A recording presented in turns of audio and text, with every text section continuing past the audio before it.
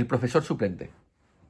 Cuento de Julio Ramón Ribeiro, escrito en Amberes, Bélgica, en el año 1957. Hacia el atardecer, cuando Matías y su mujer sorbían un triste té y se quejaban de la miseria de la clase media, de la necesidad de tener que andar siempre con la misma camisa, del precio de los transportes, de los aumentos de la ley, en fin, de lo que hablan a la hora del crepúsculo los matrimonios pobres, se escucharon en la puerta unos golpes estrepitosos, y cuando se abrió, irrumpió el doctor Valencia, bastón en mano, sofocado por el cuello duro. Mi querido Matías, vengo a darte una gran noticia. De ahora en adelante serás profesor. No me digas que no. Espera, como tengo que ausentarme unos meses del país, he decidido dejarte mis clases de historia en el colegio. No se trata de un gran puesto, es verdad, y los emolumentos no son grandiosos, pero es una magnífica ocasión para iniciarte en la enseñanza. Con el tiempo podrás además conseguir otras horas de clase, se te abrirán las puertas de otros colegios, quién sabe si podrás llegar incluso a la universidad. Eso ya depende de ti. Yo siempre te he tenido una gran confianza. Es injusto que un hombre de tu calidad, un hombre ilustrado, que ha cursado estudios superiores, tenga que ganarse la vida como cobrador. No, señor, eso no está bien. Soy el primero en reconocerlo. Tu puesto está en el magisterio. No lo pienses dos veces.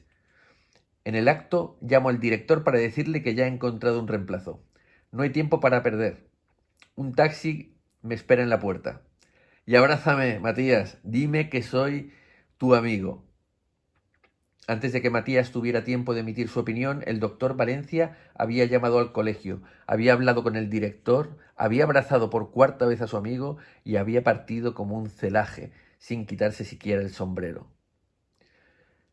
Durante unos minutos, Matías quedó pensativo, acariciando esa bella calva que hacía las delicias de los niños y el terror de las amas de casa. Con un gesto enérgico, impidió que su mujer intercalara un comentario y silenciosamente se acercó al aparador, se sirvió del oporto reservado a las visitas y lo paladeó, sin prisa, luego de haberlo observado contra la luz de la farola.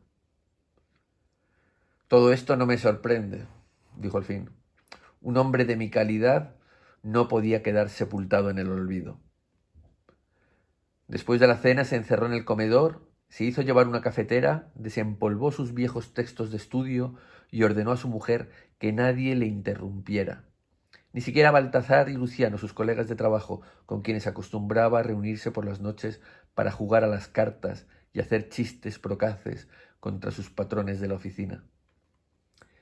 A las 10 de la mañana, Matías abandonaba su departamento. La lección inaugural bien aprendida, rechazando con un poco de impaciencia la solicitud de su mujer, quien lo perseguía por el corredor de la quinta, quitándole las últimas pelusillas de su termo de ceremonia. No te olvides de poner la tarjeta en la puerta, recomendó Matías antes de partir. Que se lea bien. Matías Palomino, profesor de historia. En el camino se estuvo repasando mentalmente los párrafos de su lección. Durante la noche anterior no había podido evitar un temblorcito de gozo cuando, para designar a Luis XVI, había descubierto el epíteto Hidra. El epíteto pertenecía al siglo XIX y había caído un poco en desuso, pero Matías, por su porte y sus lecturas, seguía perteneciendo al siglo XIX, y su inteligencia, por donde se la mirara, era una inteligencia en desuso. Desde hacía 12 años, cuando por 2 veces consecutivas fue aplazado en el examen de bachillerato, no había vuelto a hojear un solo libro de estudios ni a someter una sola cogitación al apetito un poco lánguido de su espíritu. Él siempre achacó sus fracasos académicos a la malevolencia del jurado y a esa especie de amnesia repentina que le asaltaba sin remisión cada vez que tenía que poner en evidencia sus conocimientos. Pero si no había podido optar al título de abogado, había elegido la prosa y el corbatín del notario, si no por ciencia, al menos por apariencia, quedaba siempre dentro de los límites de la profesión. Cuando llegó ante la fachada del colegio, se sobreparó en seco y quedó un poco perplejo. El gran reloj del frontis le indicó que llevaba un adelanto de 10 minutos. Ser demasiado puntual le pareció poco elegante y resolvió que bien valía la pena caminar hasta la esquina. Al cruzar delante de la verja escolar, divisó un portero de semblante hosco que vigilaba la calzada, las manos cruzadas a la espalda. En la esquina del parque se detuvo, sacó un pañuelo y se enjugó la frente. Hacía un poco de calor. Un pino y una palmera, confundiendo sus sombras, le recordaron un verso cuyo autor trató en vano de identificar. Se disponía a regresar. El reloj del municipio acababa de dar las 11, cuando detrás de la vidriera de una tienda de discos distinguió a un hombre pálido que lo espiaba. Con sorpresa constató que ese hombre pálido no era otra cosa que su propio reflejo. Observándose con disimulo, hizo un guiño como para disipar esa expresión un poco lóbrega que la mala noche de estudio y de café había grabado en sus facciones. Pero la expresión, lejos de desaparecer, desplegó nuevos signos, y Matías comprobó que su calva convalecía tristemente entre los mechones de las sienes y que su bigote caía sobre sus labios con un gesto de absoluto vencimiento. Un poco mortificado por la observación, se retiró con ímpetu de la vidriera. Una sofocación de mañana estival hizo que aflojara su corbatín de raso, pero cuando llegó ante la fachada del colegio, sin que en apariencia nada le provocara, una duda tremenda le asaltó en ese momento. No podía precisar si la hidra era un animal marino, un monstruo mitológico o una invención de ese doctor Valencia, quien empleaba figuras semejantes para demoler a sus enemigos del Parlamento. Confundido, abrió su maletín para revisar sus apuntes, cuando se percató que el portero no le quitaba el ojo de encima. Esta mirada, viniendo de un hombre uniformado, despertó en su conciencia de pequeño contribuyente tenebrosas asociaciones, y sin poder evitarlo, prosiguió su marcha hasta la esquina opuesta. Allí se detuvo, resollando. Ya el problema de la hidra no le interesaba. Esta duda había arrastrado otras muchísimo más urgentes. Ahora en su cabeza todo se confundía. Hacía de Colbert un ministro inglés, la joroba de Marat la colocaba sobre los hombros de Robespierre, y por un artificio de su imaginación, los finos alejandrinos de Chenier iban a parar a los labios del verdugo Sansón. Aterrado por tal deslizamiento de ideas, giró los ojos locamente en busca de una pulpería. Una sed impostergable lo abrasaba. Durante un cuarto de hora recorrió inútilmente las calles adyacentes.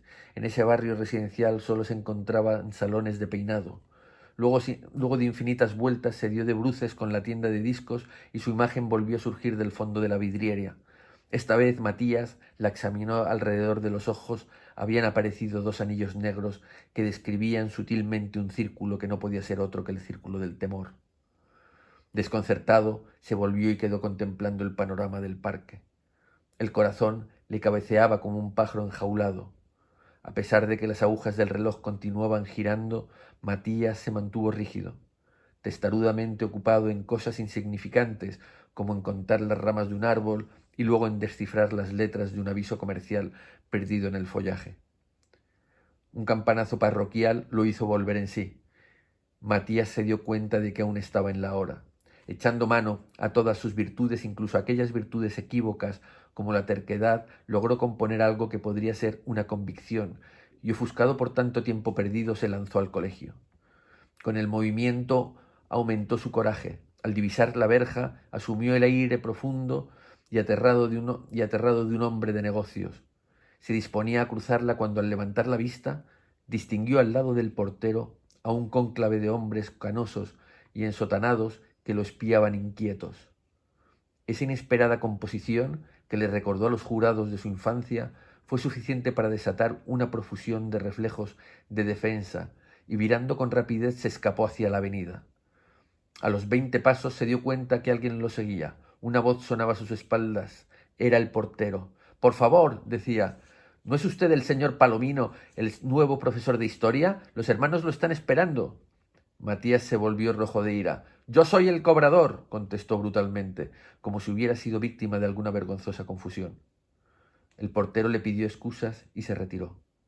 Matías prosiguió su camino, llegó a la avenida, torció hacia el parque, anduvo sin rumbo entre la gente que iba de compras, se resbaló en un jardinel Estuvo a punto de derribar a un ciego y cayó finalmente en una banca, abochornado, entorpecido como si tuviera un queso por cerebro. Cuando los niños que salían del colegio comenzaron a retozar a su alrededor, despertó de su letargo. Confundido aún, bajo la impresión de haber sido objeto de una humillante estafa, se incorporó y tomó el camino de su casa. Inconscientemente eligió una ruta llena de meandros. Se distraía. La realidad se le escapaba por todas las fisuras de su imaginación. Pensaba que algún día sería millonario por un golpe de azar. Solamente cuando llegó a la quinta y vio que su mujer lo esperaba en la puerta del departamento con el delantal amarrado a la cintura, tomó conciencia de su enorme frustración. No obstante, se repuso, tentó una sonrisa y se aprestó a recibir a su mujer, que ya corría por el pasillo con los brazos abiertos. ¿Qué tal te ha ido? ¿Dictaste tu clase? ¿Qué han dicho los alumnos? Magnífico, todo ha sido magnífico, balbuceó Matías. Me aplaudieron, pero al sentir los brazos de su mujer que lo enlazaban del cuello y al ver en sus ojos, por primera vez, una llama de invencible orgullo, inclinó con violencia la cabeza y se echó desoladamente a llorar.